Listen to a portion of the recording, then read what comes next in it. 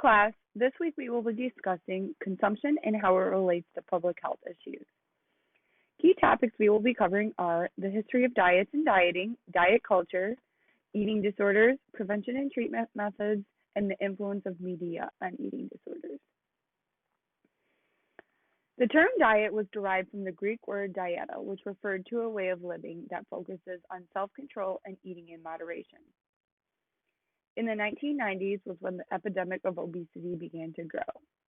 This sparked the development of cures such as surgery, gene modification, and dieting.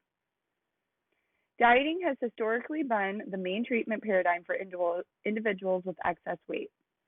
Although 1/3 of Americans are dieting, there is little scientific evidence that suggests it results in lasting weight loss or health benefits. Each age, culture, and tradition define unacceptable weight for itself, yet all do have a point beyond which excess or inadequate weight is unacceptable, unhealthy, ugly, or corrupt. Besides, there is more to food than nutrition, because what a person eats also carries cultural, social, and economic weight. What causes people to diet? Dieting, which can be defined as the intentional and sustained restriction of caloric intake for the purpose of reducing body weight or changing body shape. This happens for many reasons. Obesity stigma, which is the idea that a person's weight is a reflection of their character.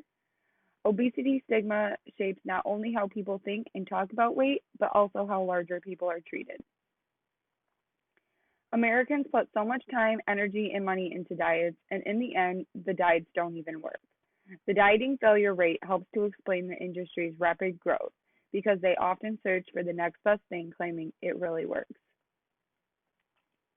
Most people blame themselves and their lack of willpower for their diet failures, but when in reality, failure can be attributed to the body responding to hunger. The body and mind react to a diet in the same way they would to starvation. Also, while on a diet, the mind becomes preoccupied with thoughts of foods and cravings, especially for foods that will provide quick energy like sweets.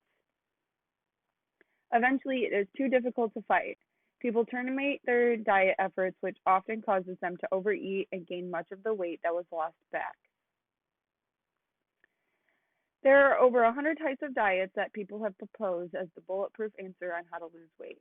The most popular diets today are paleo, keto, Mediterranean, Whole30, vegan or vegetarian, and carb cycling. Health risks of dieting include continued participation in weight loss programs is associated with repeated weight loss and regain. Weight fluctuation is associated with increased mortality and cardiovascular disease. Chronic restrictive dieting is a significant risk factor for the development of binge behavior and eating disorders. Direct adverse effects of weight loss programs and dangerous weight loss strategies such as laxative use, smoking cigarettes, very low-calorie diets, prescription and over-the-counter pills pose serious health risks. Diet culture and eating disorders. Conversations surrounding diet are ever present on social media, in stores, and on the television. This diet culture places a strong emphasis on achieving an ideal level of thinness with the promise of love, acceptance, and health to follow. Diet culture promotes that people are good, moral, and worthy based on their body size.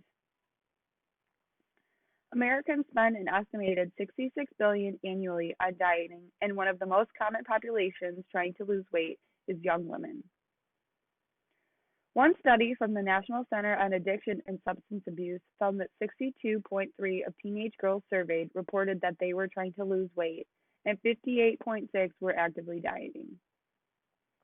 The most alarming finding of the study was that only 15% of those teenagers classified as being overweight or obese. Dieting is found to be one of the most important predictors of eating disorders. Internalizing and externalizing symptoms are important when looking at eating disorders. Internalizing symptoms is when a person is experiencing distress within one's mind. This primarily involves thoughts, moods, and bodily symptoms. Examples include rumination, obsessions, low mood, racing thoughts, sadness, anxious thoughts, self-isolation, stomach aches, headaches, and sweating. Externalizing symptoms is when a person expresses distress outside of one's mind. This involves behaviors which are destructive, numbing, or reassuring, acting out rather than bottling it up. Examples include substance abuse, overeating, angry outbursts, violence, compulsions, hostility, and irritability. Why I bring this up is because eating disorders aren't just about a person's relationship with food, but it is a way for them to try to cope with emotional problems. A vice is an externalizing symptom which is addicting or habit forming. The modern use of this term refers to unhealthy and difficult to quit behaviors. Examples include alcohol, overeating, drugs, tobacco, porn, video games, and more.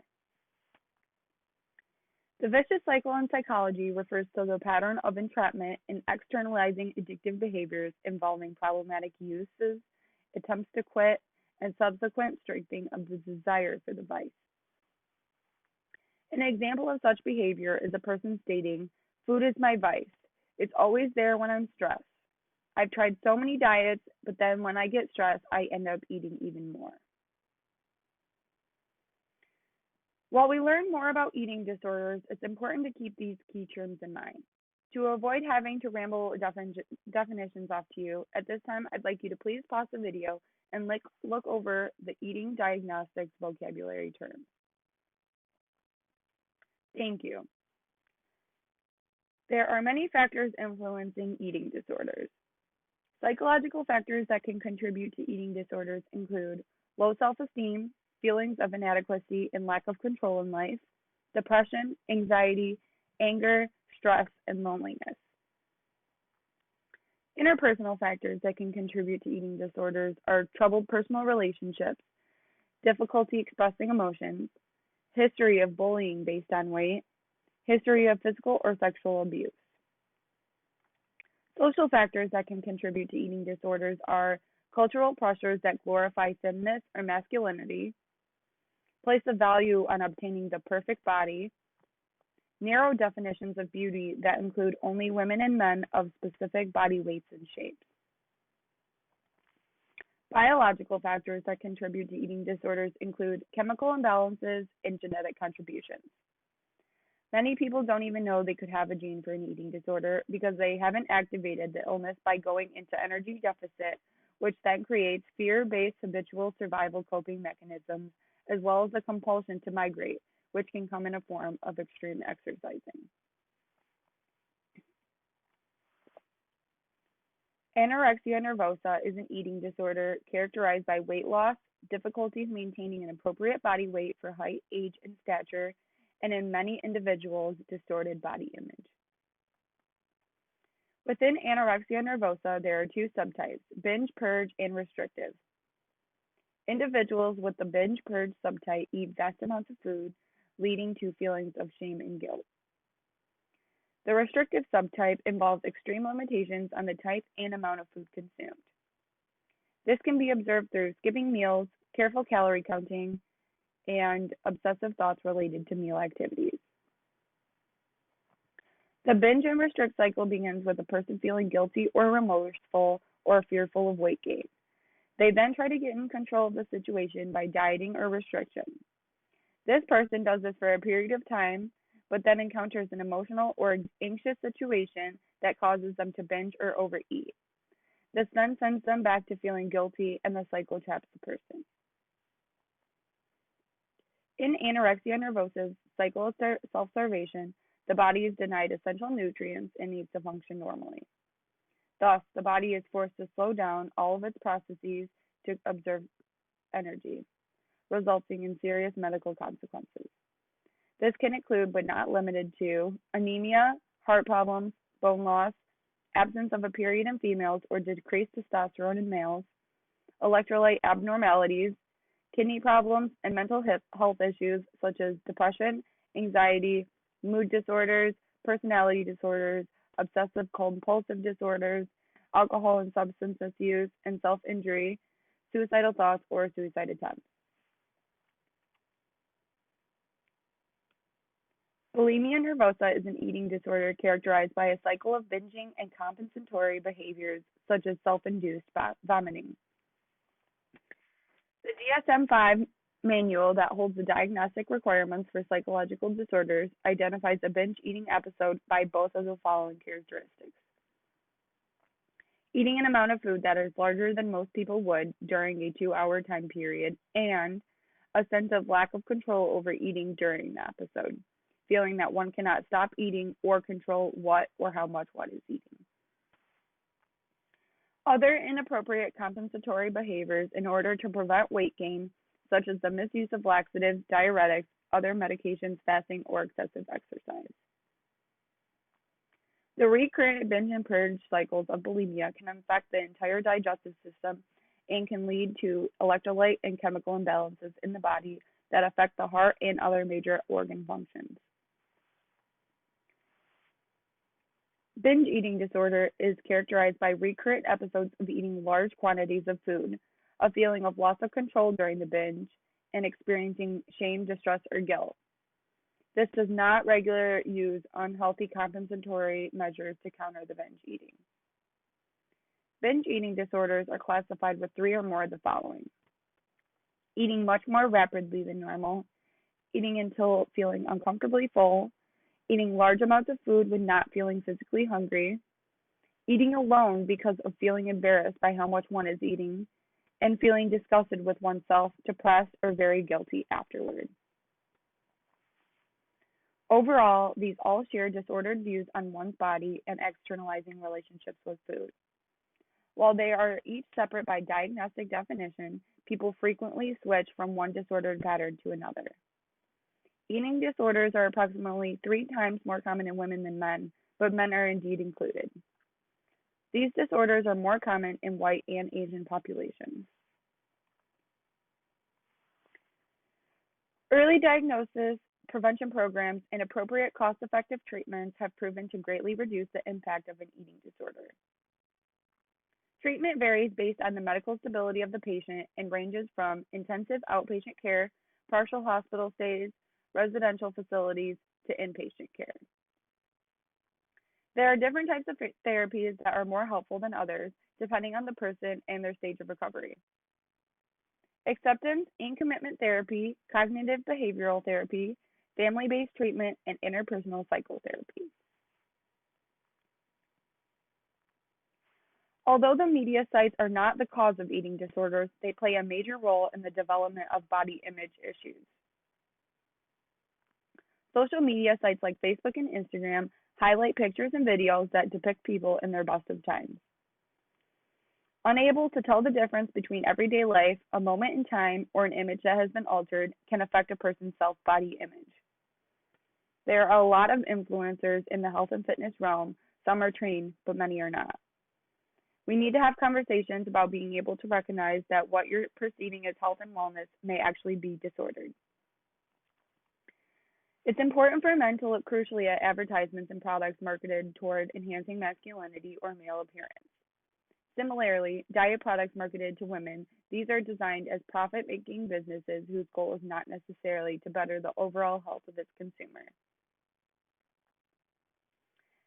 At this time, I would like you to please pause this video and click the link at the bottom of the media and eating disorders slide. Thank you. I hope you all enjoyed the video. 5 truths about eating disorders. 1. Many people with eating disorders look healthy yet may be extremely ill. You may have heard the term skinny fat before.